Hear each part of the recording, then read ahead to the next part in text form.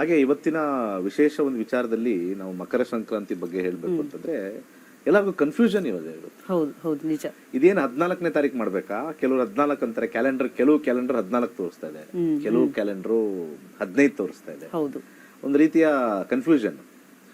ಆದ್ರೆ ಇವತ್ತು ಸಾಮಾನ್ಯವಾಗಿ ಭೋಗಿ ಅಂತ ನಾವು ಕರಿತೀವಿ. ಸ್ವಲ್ಪ ಇಲ್ಲಿ ಆಚರಣೆ ಕಮ್ಮಿ, ಆದ್ರೆ ತಮಿಳುನಾಡಲ್ಲಿ ಸ್ವಲ್ಪ ಮಹಾರಾಷ್ಟ್ರದಲ್ಲಿ ಸ್ವಲ್ಪ ಹೆಚ್ಚಾಗಿರ್ತಕ್ಕಂಥದ್ದು. ಅದ್ರ ಜೊತೆಗೆ ಪೊಂಗಲ್ ಅಂತಾನು ಅಲ್ಲಿ ಕರೀತಾರೆ. ಇಲ್ಲಿ ಮಕರ ಸಂಕ್ರಾಂತಿ ಎಳ್ಳು ಬೆಲ್ಲ ಅದನ್ನೆಲ್ಲ ಬೀರ್ತಕ್ಕಂಥದ್ದು. ಸಾಮಾನ್ಯವಾಗಿ ಏನಾಗುತ್ತೆ, ಇಲ್ಲಿ ನಮ್ಮ ಬ್ರಹ್ಮಾಂಡ ಅಂತ ನಾವು ಕರಿತೀವಿ. ಬ್ರಹ್ಮಾಂಡನ 12 ಭಾಗ ಮಾಡಿದೀವಿ. ಈ ಬ್ರಹ್ಮಾಂಡ ನಮ್ಮಲ್ಲಿರ್ತಕ್ಕಂಥ ಇದೇನು ಮಿಲ್ಕಿ ವೇ ಗ್ಯಾಲಕ್ಸಿ ಅಂತ ನಾವೇನು ಕರಿತೀವಿ, ಅದನ್ನ 12 ಭಾಗ ಮಾಡಿದೀವಿ. 12 ಭಾಗ ಮಾಡಿದಾಗ ಒಂದೊಂದು ರಾಶಿಯಾಗಿ ಕನ್ವರ್ಟ್ ಮಾಡಿದೀವಿ. ಅದರಲ್ಲಿ ವಿಶೇಷವಾಗಿರ್ತಕ್ಕಂಥದ್ದು ಮಕರ ರಾಶಿ ಒಂದು ಭಾಗ, 12ರ ಒಂದು ಭಾಗ. ಈ ರಾಶಿಯನ್ನ 6 ಭಾಗ, ಅರ್ಧ ಈ ಕಡೆ ಅರ್ಧ ಆ ಕಡೆ ಮಾಡಿದೀವಿ.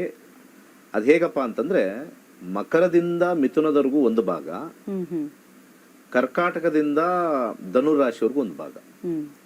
ಸೊ ಯಾವಾಗ ಸೂರ್ಯ ಕರ್ಕಾಟಕ ಪ್ರವೇಶ ಆಗಿ ಹಾಗೆ ಸಿಂಹ, ಕನ್ಯಾ, ತುಲಾ, ವೃಶ್ಚಿಕ ಮತ್ತೆ ಧನುರ್ ಮುಗಿಸಿದ ತಕ್ಷಣನೇ, ಇನ್ನು ಮುಗುದಿಲ್ಲ, ಇನ್ನು ಅದ್ರ ಎಂಟ್ರ್ ಆಗಿಲ್ಲ. ಇನ್ನು ನಾವು ನೋಡ್ಬೇಕಾದ್ರೆ, ಆಕಾಶ ನೋಡ್ಬೇಕಾದ್ರೆ ಆ ಸೂರ್ಯ ಇರ್ತಕ್ಕಂಥ ಹಿಂದಿನ ರಾಶಿನ ನೋಡ್ಬೇಕಾದ್ರೆ ಇನ್ನು ಧನುರಾಶಿಲೇ ಇದೆ.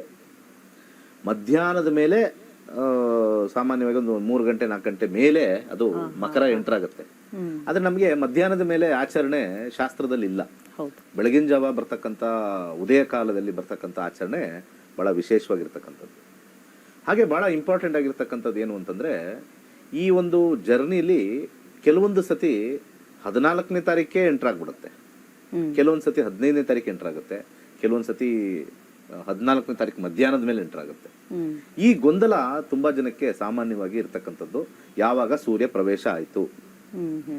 ಸೊ ಆ ಒಂದು ವಿಚಾರ ತಗೊಂಡ್ರೆ, ಸೂರ್ಯ ಇನ್ನು ಇವಾಗ್ಲೂ ಕೂಡ ಧನುರಾಶಿ ಎಂಡಿಂಗ್ ಅಲ್ಲಿ ಇದ್ದಾನೆ.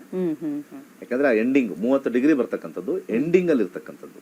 ಆ ಎಂಡಿಂಗ್ ಅಲ್ಲಿ ಇರ್ತಕ್ಕಂಥ ಡಿಗ್ರಿ ಮುಗಿಬೇಕು ಅಂತಂದ್ರೆ ಇವತ್ತು ಮುಗಿಬೇಕು ನಮಗೆ. ಸೊ ಅದಕ್ಕೆ ಆಚರಣೆ ಮಕರ ನಾಳೆ ಇರ್ತಕ್ಕಂಥದ್ದು 15ನೇ ತಾರೀಕು ಇರ್ತಕ್ಕಂಥದ್ದು ಮಕರ ಸಂಕ್ರಾಂತಿ. ಅದು ಬಹಳ ಇಂಪಾರ್ಟೆಂಟ್ ಆಗಿರ್ತಕ್ಕಂಥದ್ದು.